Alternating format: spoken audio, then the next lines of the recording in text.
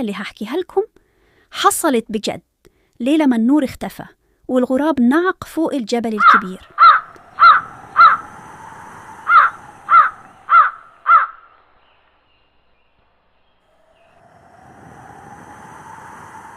في أول ليلة من شهر بارد كان فيه فزاعة في نص الغيط جنبها صبي صغير اسمه عياد.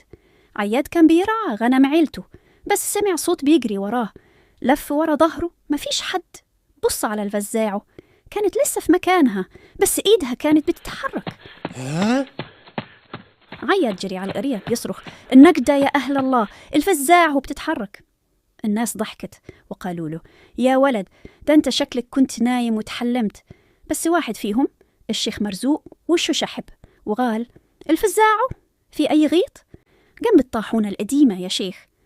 ربنا يستر، دي الأرض دي ملعونة من زمان.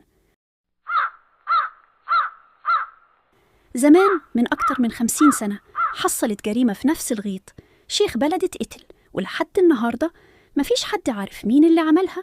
ومن ساعتها كل سنة في نفس الليلة بيختفي حد من القرية. السنة دي كانت دور عياد.